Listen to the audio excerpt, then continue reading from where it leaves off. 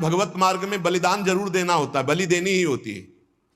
बहुत सावधानी से सुनना, यहां अपने भोग वासना की बलि देनी होती है। जो भोगों में फंसा हुआ है उस वृत्ति की बलि देनी होती है। ये मां के नाम पर मां की ही संतान और उसका गला काट करके ऐसी बलिदान की कहीं शास्त्रों में आज्ञा नहीं की गई। मां को हर संतान अपनी उतनी ही प्यारी होती, चाहे वो मूर्ख क्यों ना हो। तो जगन माता जगदम्बा दिव्य शक्ति, इनके बिना तो कुछ है ही नहीं। त्याग शक्ति, वैराग्य शक्ति, ज्ञान शक्ति, भक्ति शक्ति, प्रेम शक्ति, यही सब स्वरूपों में प्रकाशित है। जो मूर्ख मां के प्यारे बच्चे की मां के सामने बलि चढ़ाता है, मां उसके धन जन बुद्धि बल ऐश्वर्य सत्ता इस सब का नाश कर देती है। ध्यान देना, ये जो मुर्गा मुर्गी बकरा बकरी माता के सामने चढ़ाते हैं कि हम मां प्रसन्न हो जाएगी, दीनहीन दुखी उस पशु को जो कुछ नहीं कर सकता है, तुम मां की कृपा प्राप्त करने के लिए मां के सामने मां के बच्चे को मारकर मां को वो खून चढ़ाकर तुम जानते हो मां प्रसन्न हो जाएगी। तो स्पष्ट लिखा है तुम्हारा सारा धन जन बुद्धि बल ऐश्वर्य सत्ता सबका नाश कर देगी वो मां, क्योंकि तुम उसके खिलाफ कार्य कर रहे हो। मां कब प्रसन्न होगी? जब तुम अपने धन बल से, बुद्धि बल से, शरीर बल से दूसरों को सुख पहुंचाओगे, क्योंकि दूसरे सब मां की संतान है। शास्त्रों का रहस्य है, शास्त्र आदेश करते हैं कि पशु बलि देनी चाहिए, पशु बलि। तो यहां पशु कौन है?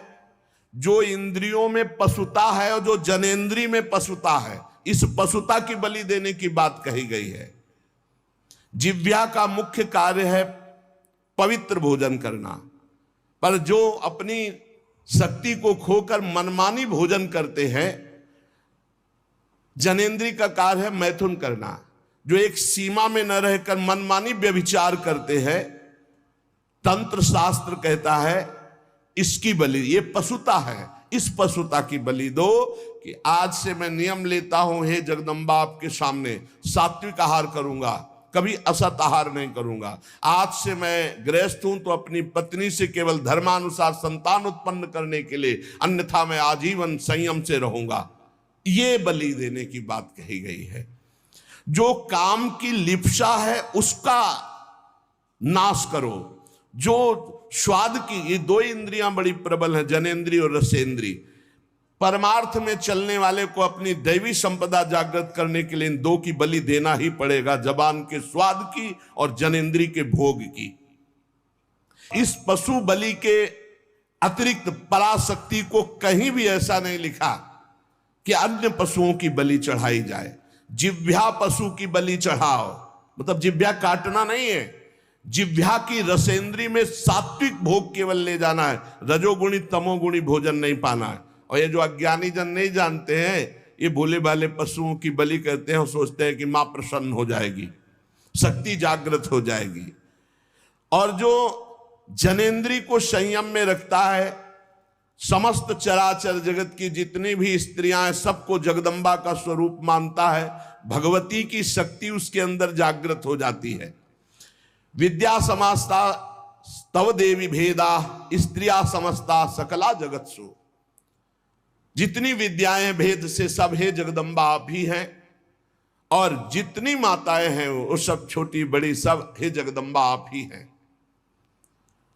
जो गृहस्थाश्रम का व्रत धारण किए एवं पितृ ऋण से मुक्त होने के लिए केवल संतान उत्पत्ति के लिए अपनी पत्नी से सहवास करते हैं और निरंतर भगवत भजन करते हुए संयम से चलते हैं, उनको भी ब्रह्मचारी ही कहते हैं, उपासक ही कहते हैं।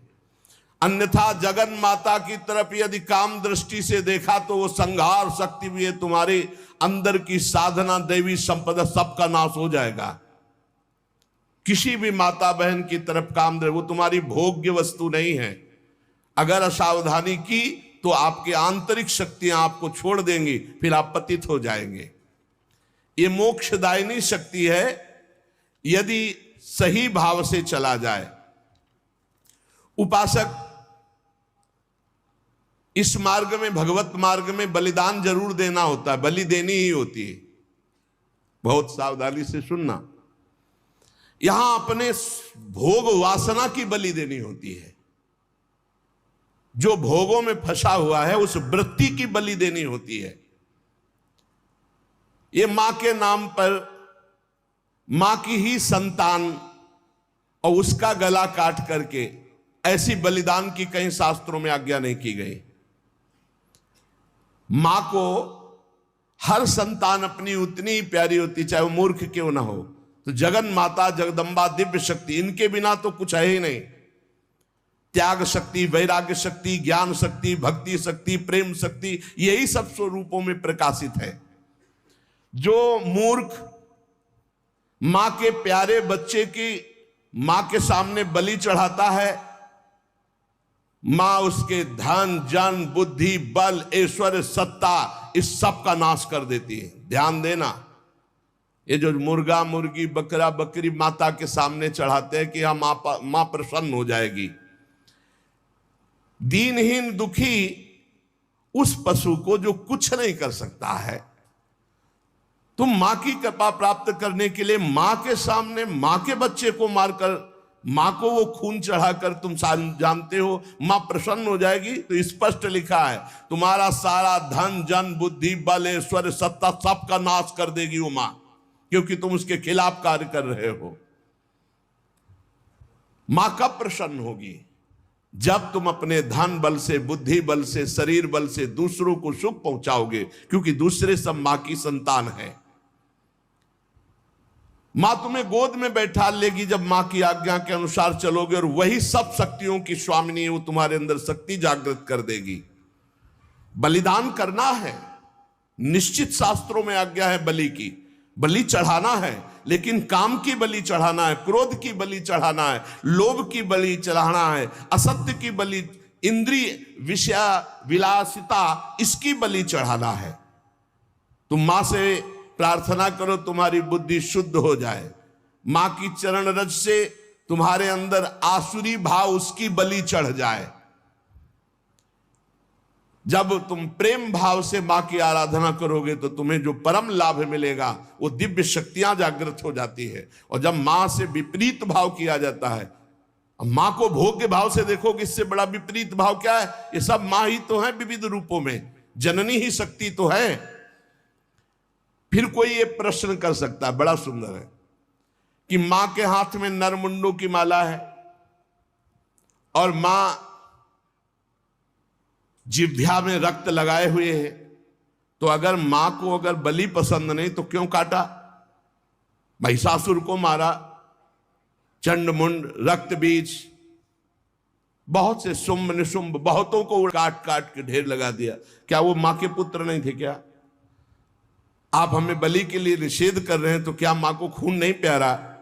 तो कह रहे वो मां के बच्चे नहीं हैं। हम ऐसा नहीं कहते, वो मां के बच्चे हैं, पर वो मां से ही भोग करने की भावना रख रहे थे और मां के उन सीधे साधे दुर्बल बच्चों की हिंसा कर रहे थे। तो अगर एक बच्चा ऐसा हो जाए कि पूरे परिवार को काट रहा है, तो मां स्वयं काट देगी। वो अपने दुलार को एक तरफ रख के उसको काट देगी। पूरे विश्व की रक्षा के लिए इन राक्षस रूपी पुत्रों की मां ने स्वयं हत्या की और उन्हीं की प्यार से मुंडों की माला धारण की, जो पूरे चराचर जगत का विनाश कर रहे थे। पूरे चराचर जगत को कष्ट दे जो बालक, तो मां समर्थ होते हुए कैसे बर्दाश्त कर सकती है? इसलिए निरपराध ये बकरा, ये मुर्गा किसी को कष्ट नहीं दे रहे। अगर तुम्हें बलि चढ़ानी है तो अपने काम, क्रोध, लोभ, मोह, मद, मत्सर की इनकी बलि चढ़ाओ, अपनी वासनाओं की बलि चढ़ाओ, अपनी जिह्वा रसेंद्री की बलि चढ़ाओ कि हम ऐसे गलत भोजन नहीं करेंगे, जनेंद्री, हम किसी माता की तरफ कभी हम गंदी दृष्टि नहीं रखेंगे, सब में भगवत भाव रखेंगे। जो इन सीधे साधे पशु पक्षियों की बलि चढ़ाता है, तो भगवती फिर उनका विनाश दूसरे रूप में करती है।